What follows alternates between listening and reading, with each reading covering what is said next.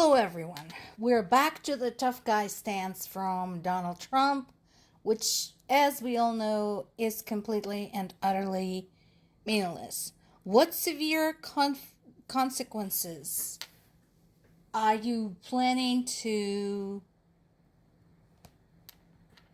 provide for Russia? If they don't get their act together. Like what? Can we be more specific here? Sanctions? Done it. Tariffs? Meaningless. What else?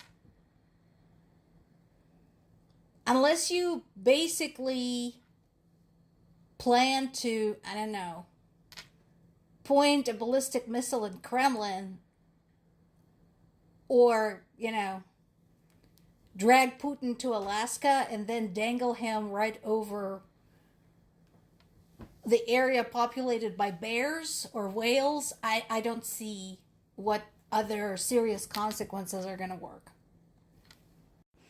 Meanwhile, good on you, Alaska.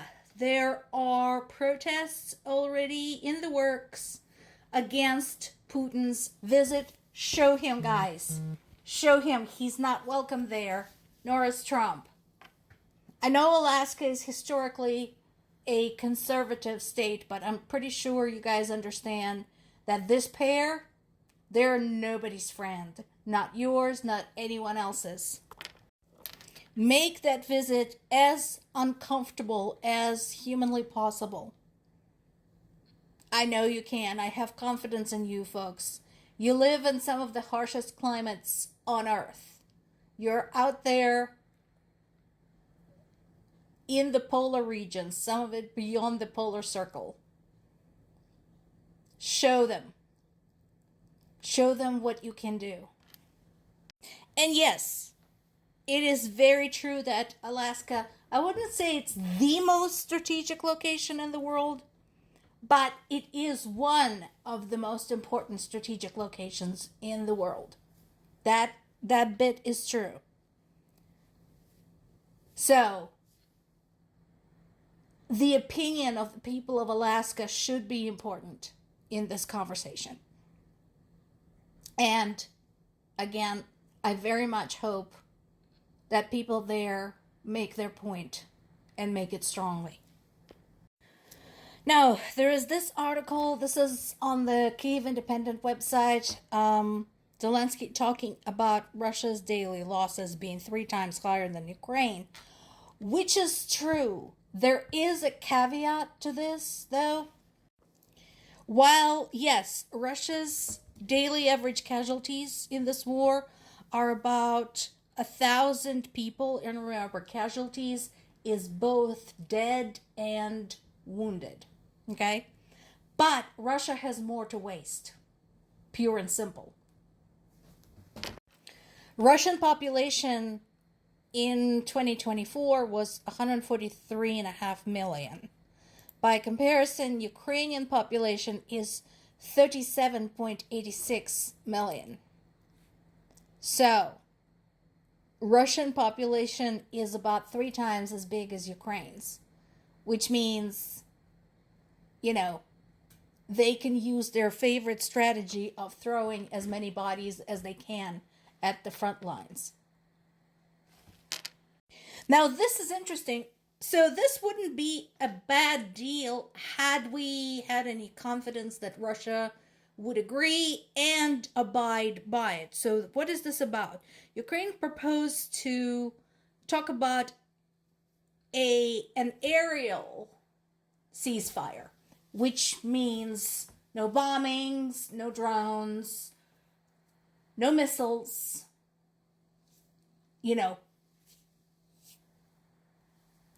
stick with ground weapons only.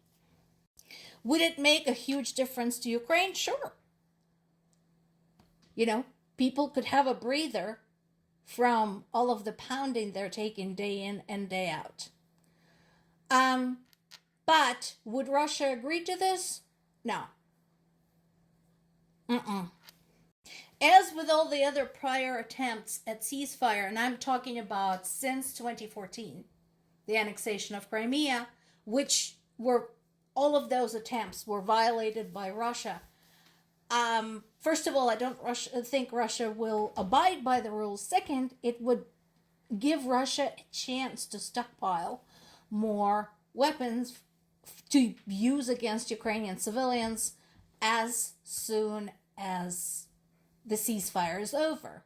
Third, it would put Ukraine at a disadvantage because it will no longer be able to carry out strategic attacks against Russia's military objects deep inside the country using drones. So it's not a bad idea.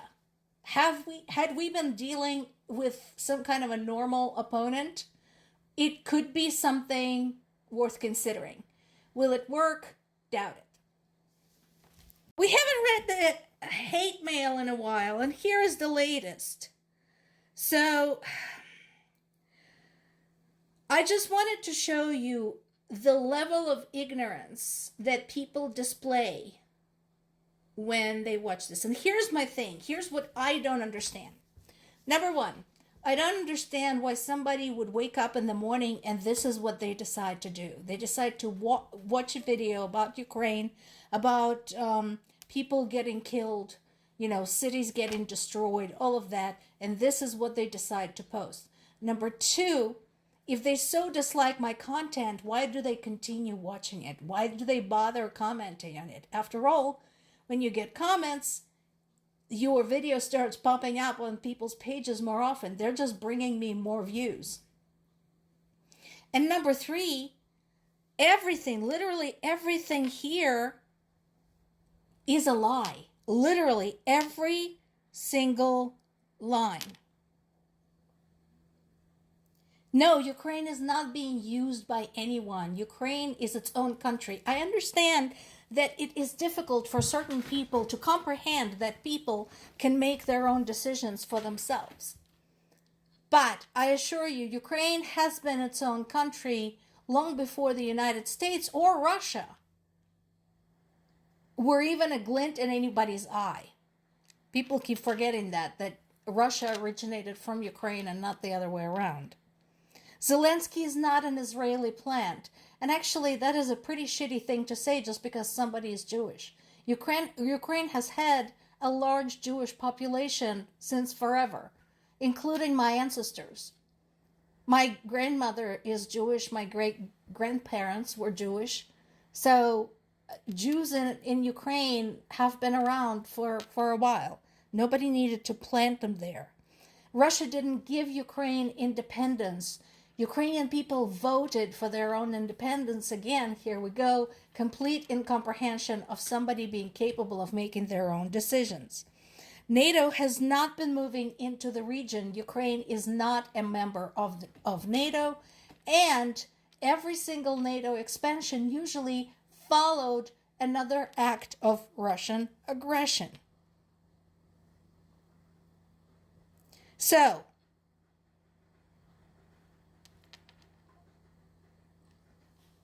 basically, this person is knowingly spreading dangerous misinformation, and I am purposely not hiding their handle. So, not for me to tell you what to do. I know what I did.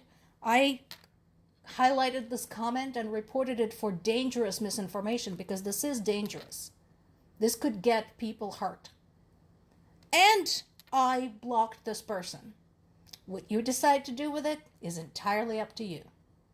More to come.